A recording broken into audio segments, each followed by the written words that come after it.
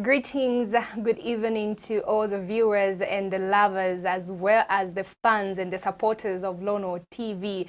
And today on Face-to-Face interview, which is sponsored by Sajotech Mobiles, I am Event Katongo, your presenter, who is going to take you through this interview. And we are privileged to host the most youngest referee in Zambia, specifically Northern Province, and we're proud to announce that to the viewers who are watching right now. And his name is Robinson Chunda, and he's going to tell us more about his inspirations and what made him to become the referee at his tender age, as young as he is. He's a youth, so vibrant, and you know, he's getting the motivation from the societies, and as well as looking forward to become a great referee in Zambia. And before we go deep into our discussion this evening, we shall go on a short break and we'll be right back. Stay glued.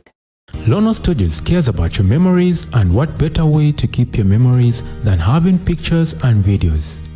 As Lono Studios, we cover events such as weddings, kitchen parties, chilanga mulilo, birthday parties, as well as corporate events. If you are looking for quality pictures and videos for such events, look no further than Lono Studios. Visit and like our Facebook page at LonoZM. All right, and I'm very much sure you are eager to listen to this youngest referee. I'm even scared to pose questions on him right now because I'm not really sure what has really motivated him being the youngest referee, because most of them are players. Okay, you are welcome on today's program. Yo, thank you, Luyando. Thank you so much. You may greet the viewers out there as they are watching you, and I'm sure you have so many fans who are eager to hear what you're going to explain to us this evening. Okay, of course. Greetings to everyone who is watching and who is following. We appreciate your following. Thank you. So, Robinson Chunda. Yes, Who please. is Robinson Chunda? Before we go anywhere.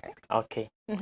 So Robinson Chunda is a person that officiates football. Yes, not only officiating football, but also getting inspired by so many people in the football refereeing industry. Okay. Yes. Yeah, you've talked about you've been inspired by so many people who have been officiating this football, yes, runway, I would say. Yeah. Who has been your greatest motivation?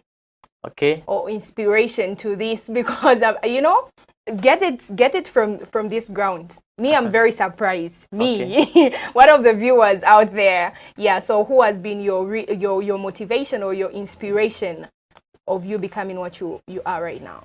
Okay. Well, to start with, a lot of referees, when like you ask a lot of referees this question, they will tell you that their inspiration has been Sikazwe Johnny, who is right now the top retired FIFA referee. Okay.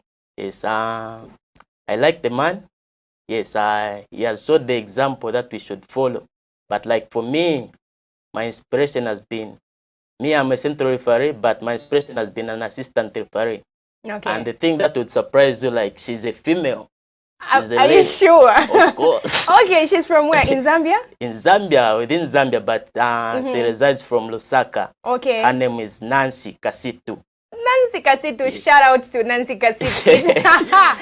I'm now feeling the gender equality coming in. Exactly, exactly. Yeah, sure. So when I talk about Nancy, you know, it's like she's a female, but she has like the energy of the refereeing. Like she's fit. When you look at her fitness levels, she can do anything that comes on the pitch. When you tell her do this, do that.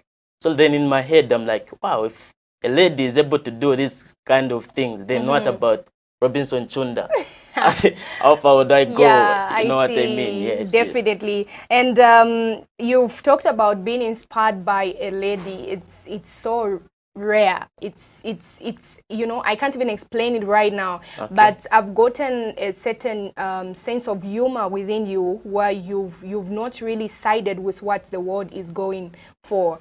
Okay. Maybe I would just take you back in your family background. You don't have anybody who is doing the same as you are doing right now. Okay. Well, that was like back then, 2015. Okay. Yes, my dad, Mr. Bota Chunda, he was by that time actively involved in officiating football, and by that time we were in Poroko, so I could clearly remember this when he's like having a game, then he would send me for a game to say, no, go and do this, do that for this particular game that would be there. And I would go just there and I would watch his entire game until it finishes.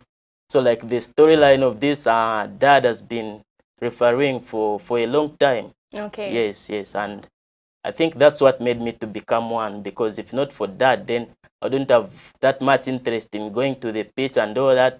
But it's because of the man that I got exposed to going to the pitch, watch games, and stuff like that.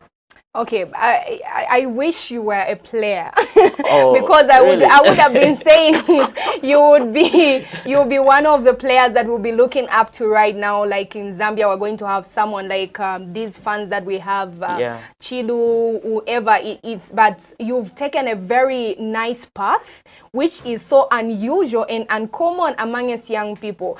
And a lot of them would complain that maybe in this sector there isn't money, there isn't what. Are you looking at it from a perspective of money, or you've just been inspired anyway? Well, from my own perspective, a lot of people, I should say this, a lot of people usually think you being a referee, like blowing that whistle, is a lot of money that you get just from doing that. But from the lower leagues, when you just start like officiating games, you should delete the money thing.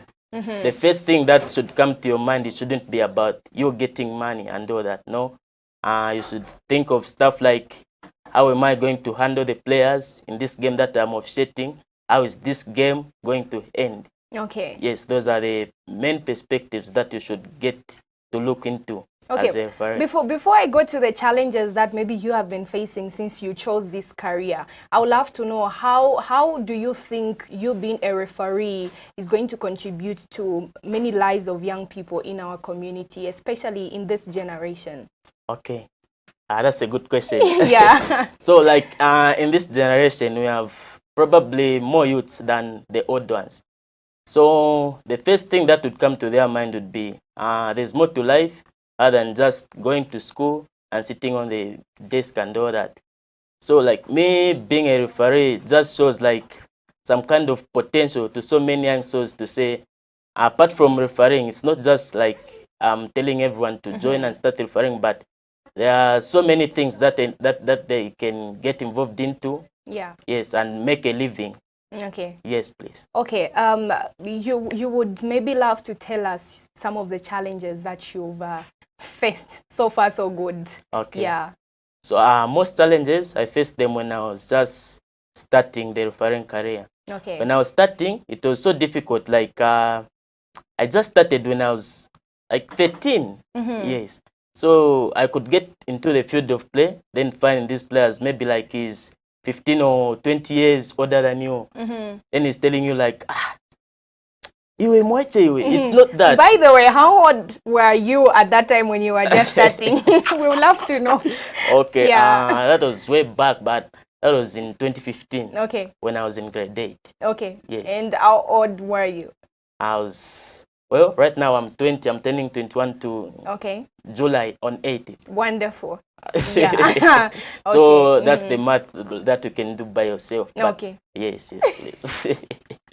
Don't bring me into these mathematics calculations. Okay. Otherwise, probably by then, you said in 20 what? In 2015. In 2015, you would have been around 15 years somewhere there, if I'm not wrong. Yeah, 14, 15, somewhere there. Yes, actually, yeah. Okay. So I would love to know as well. You've mentioned about you being the youngest. You felt so, so undermined. Okay. Yes, you felt not so included because they were referring to you as Iwomwaiche and the like.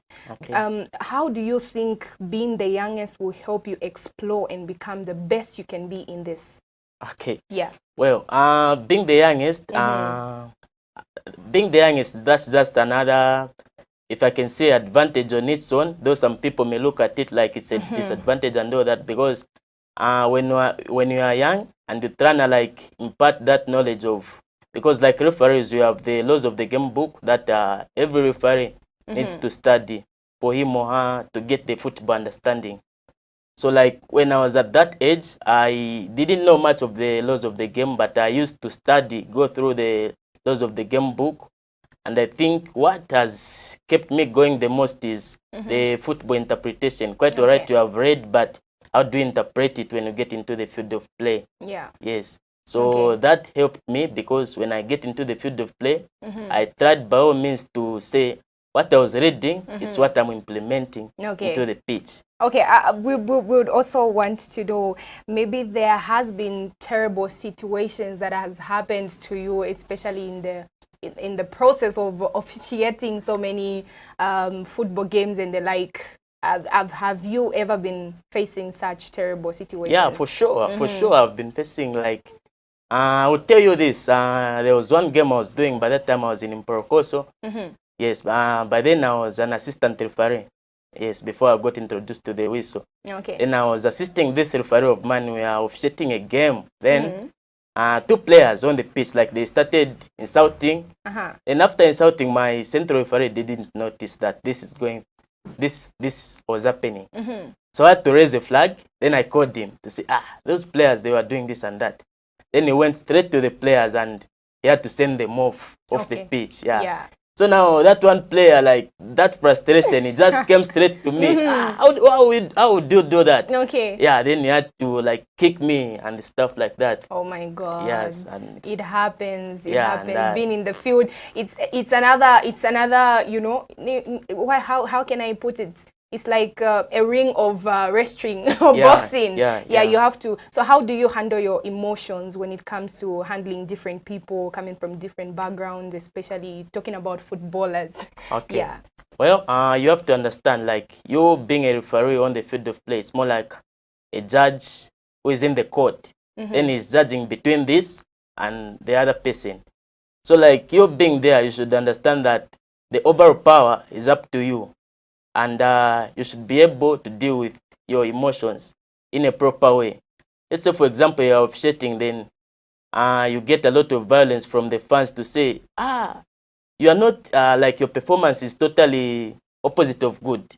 So when you get intimidated, when you are on the field of play, then you need to understand that you are going to miss out a lot of incidences that are happening on the field of play, because your mind is disturbed. Okay. So being in the field of play, you have to have mental strength, whereby you can receive any kind of misconduct and you just act like it's cool, like everything is fine. Okay, like everything is fine. Yes. I have heard a lot of people who say being on the ground, at least you must have something to stimulate you. Like, how do you allow maybe players, maybe they've drunk, they've drunk alcohol, or maybe they've smoked, then you allow them to be in the game? No. Do you? No.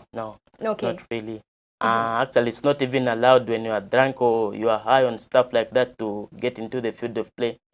I could say this, what stimulates most of the athletes when they are on the pitch, actually, it's the training habits. Okay. How have you been training when you are not into the pitch? I see. Yes. Okay.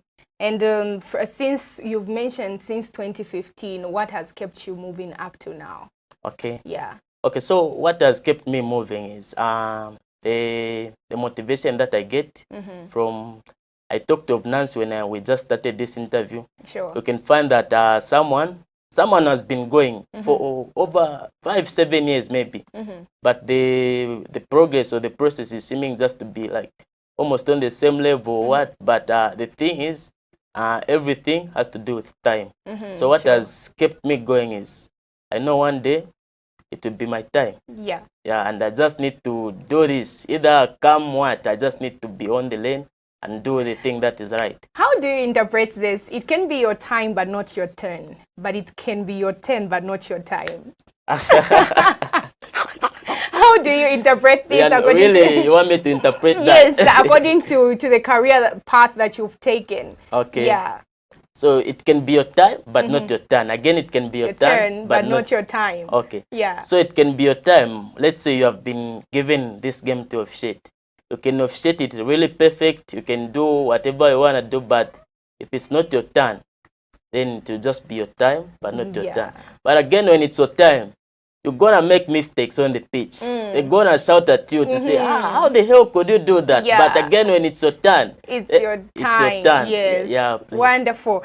Wonderful. We are getting to the end of our interview, and we still have a lot to splash on you because we want to know. Yeah, we want to know. I would love to know, how have you maintained as well your relationships with other people? Looking at yourself, you're going to be a celebrity more than you are right now, and coming from a family, also handling school. Actually, you've not mentioned if you are also going to school or you are doing any other apart from the career that you've mentioned. How are you balancing all these stuffs as a youth and as a role model to so many other referees out there? Okay, well, I was like, I've been balancing both refereeing and school. By the time I started refereeing, that was like I was in grade 8, but I was trying by all means not to miss class and also to attend the trainings at the pitch with my fellow referees. So like the relationship, to start with the first question that you asked, I will first answer the relationship thingy. The relationship with my referees, so far it has been cool. Okay. And also the people that I associate with at school, it has also been cool because I completed my secondary education. That was like in 2019. Okay. And 2 years from that, I went to university. And to university also, I did not just sit and study in university like that, but I could find time to go and train with the referees and get games, like the stuff like that. I see. Yes, so the relationship it has been well. Yeah, that I can say it has been well with the referees and the people that I do associate with at school. Okay. Yes. There was a time when you went quiet in your officiating of football. Okay. What really made you go silent for a certain period of time? Like you just disappeared? Well, at that time it was like 2019. Yeah. 2019, you need to understand, this year was like, it's the year which I was having my grade 12 examinations. Okay. Yeah, that's 2019. And that same 2019, I was having the examinations for the Football Association of Zambia referees. Because like for you to be a qualified referee, there are certain examinations that you need to go through. And for you to pass, you need to get like a 75% going upwards. That's when you pass. Okay. So that year, like, it was like 2019, and these were like the two main objectives in that year: pass my grade 12 examinations and also pass the referees examinations, which I needed to get like a 75% and up. Okay. Yes, so that year I really like went off the field of play. Yes, I really went off because I wanted to studying both like the laws of the game book and also the school stuff, so that I can balance them up both. Having talked about that, what is your best recognition that you've ever gotten in this career of being a referee? Okay. Well, the best recognition, that was like 2021.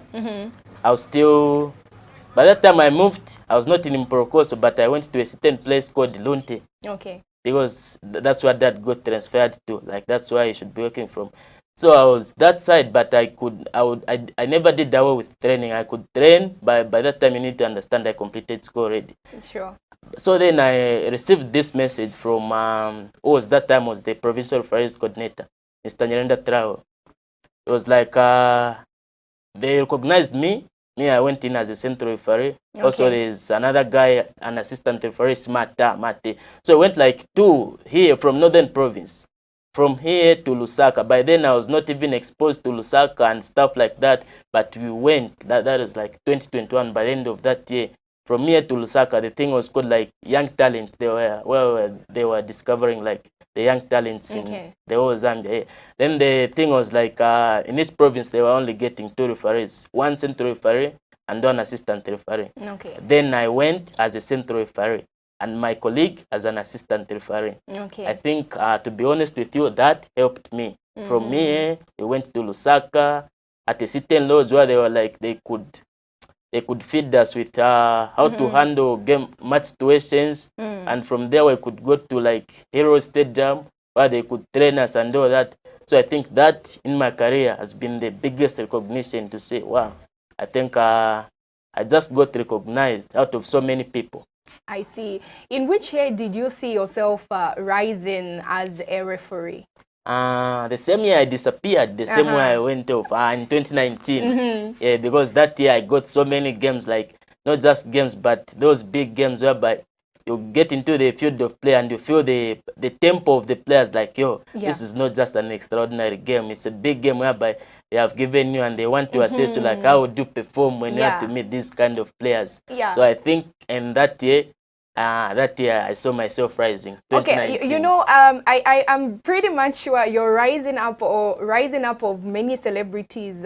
At times you get to be exposed to corruption, bribery, and the like. Have you ever faced such? Maybe a team wants to win the game, then they are bribing you to be favorable on them. I've faced that, I think, more than 3 times. And how do you handle it? Well, handling that, it's up to you and how you are determined, how far you want to go with your career. Because, like, yes, they can come.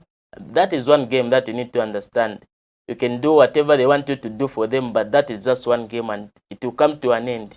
In not more than maybe 3 to 4 hours, it will come to an end. And there are a lot of people that watch games. There are a lot of people, you may think you are doing the wrong or right things, but there are those people that can just say, okay, this game was fair, or the referee was this and that. So you're reacting to those just like how you are determined and how far you want to go with your career. So like in Mprokoso, I received that. They came and they were like, no, we want you to assist us in this or that way. Then I was like, yo, if you want to win, it's not me that will make you win. Okay, just tell me, how much were they willing to give you? That was way back, but it was like 4,500. Okay, well, what if it was more than that? If it was, still I couldn't take. Okay. Still I couldn't take, because I knew that me referring, it is not only like in this area. I will move and I will officiate to so many different places. Yeah. So like if I get my name spoiled on just this one game, then what about those games that was also maybe televised on TV? Yeah, sure. Then you might also just receive the biggest bribes you have. I see. You have never come across with. Then you'd be in dollars. In dollars, yeah. Then you'd be surprised that how am I going to handle this? So like that money discipline needs to start when you are just starting. Before you even get into the thing, you need to understand that this thing that I'm getting into, it's not about the money, it's not about the what, it's about the profession, how I'm doing it. Because one thing that's going to make you different from others, it's about your ethics. Yes, you are all into it, but how are you taking it? Definitely. Yes, if they came like this kind of thing, how would you react? How would you handle it? I see. Yes, I think. Yeah. So maybe probably we talk of FAZ, Zambia Association, Football Association of Zambia, and any other football association. Yes. Which ones are you associated to? Okay. Yeah. Before you even become a referee, there are like documents to sign. You need to upload your passport size photos and all that. So the motherboard of the referees in Zambia is like Football Association of Zambia first. Okay. Before you get anywhere, you need to be recognized by Football Association of Zambia. Okay. You need to process the forms and documents. Then from there, that's when you get to go as a referee. Okay, so you've been qualified. You are a qualified referee as we are talking right now. Since 2019. Wonderful. At a very tender age. Powerful. I'm so encouraged, and I'm sure the viewers out there, you are learning 2 or more things on this interview that we have taken with Mr. Chunda. And I'm really enjoying how he's articulating and bringing out his integrity concerning this career path that he has taken. And as we are coming to the end of our program this evening, we'd just love to know in a few words in conclusion, why did you choose this career? Okay. Yes. So why I chose this career, you see, some things, it's not like I chose it, but I could say I just found myself into it. Because the reason I've said so, by that time I was at a very tender age when it comes to decision-making instances in life. So you see, that was just part of my lifetime. Like I'm just so young, then this dad comes and tells you to go to the pitch and do this and that. So I could say I did not choose it, but I just found myself into it because of the relationship with dad, the home that I grew up from, and all that. And what made you choose being a referee for a whistle than a flag? We'd love to know that. Okay. Yeah. Well, at first I started with a flag. I started as an assistant referee. Okay. Yeah, those guys were just like there to assist the referee. Yes. So I started as that, as an assistant referee. I see. Yes. Since the time I told you about, like 2015 till 2018 somewhere. And in 2021, when I was recognized to go for the Young Talent course in Lusaka, that's when I went in as a central referee. And I did not just choose that, but Mr. Nyirenda Trial, yeah, they were like the panel, they were selecting. So they were like, this guy, I think he should go for a whistle. Okay. Yes, then the other colleague, they gave him like an assistant referee. Okay. So since that time, I got groomed as a central referee, how to do with a whistle and all that. Okay. And since that time, I've been going strong just with a whistle.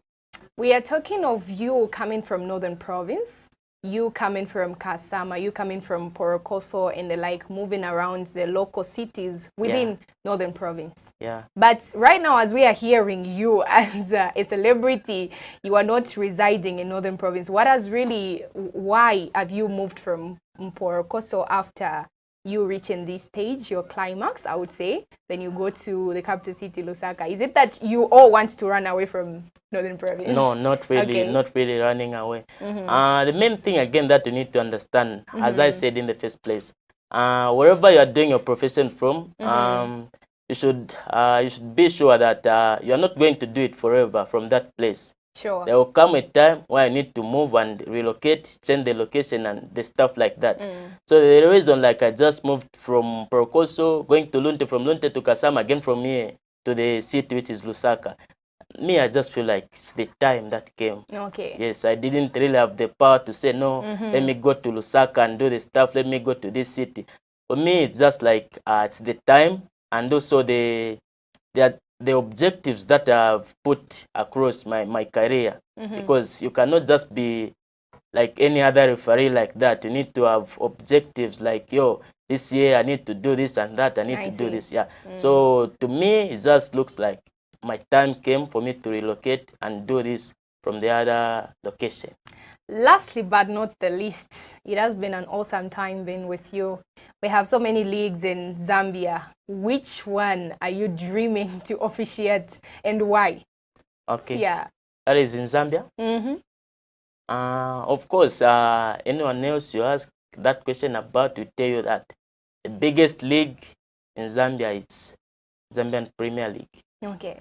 Yes. That's the biggest league in Zambia, and every referee, I'm being honest with you, every referee doing this. Okay. The main thing that they will use for is to officiate that Zambian Premier League. Why? What is the importance? Because under Zambian Premier League, they are like match assessors. Okay. And it's also televised on TV. And that thing of, no, I get to this, like, I just feel like you get so exposed to a lot of fans, you know. It's different from here in Kasama, whereby you go at Malalo Police, because that's the biggest stadium we have in Kasama. Yeah. It's different, like the number of fans that are there, and also the number of fans that you would find in Zambian Premier League.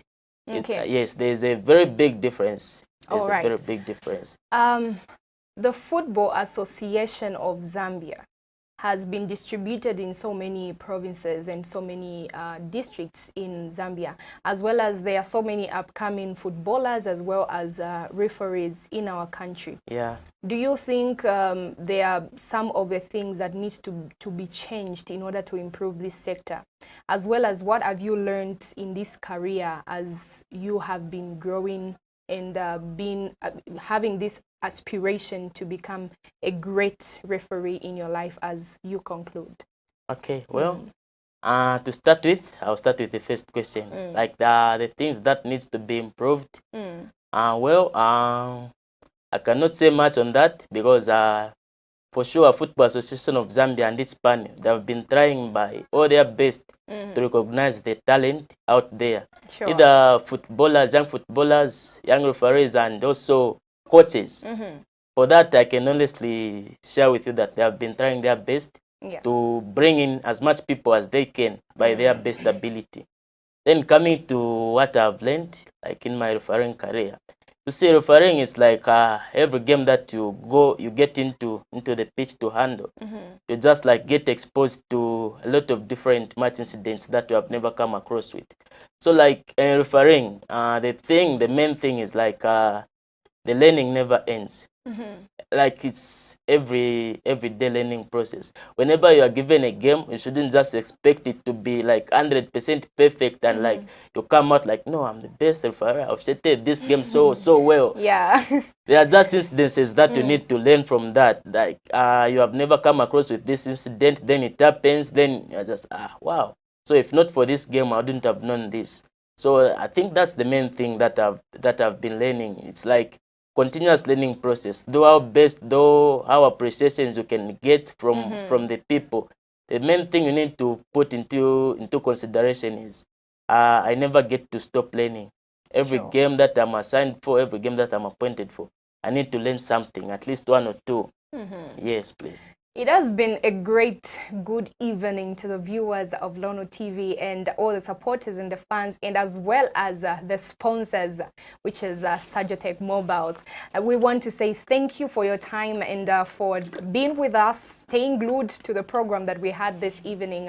I had a privilege to have an interview with Robinson Chunda, and it has been a great time. I've learned a lot, and I'm sure even the viewers out there have learned a lot. And until next time, we want to say bye-bye.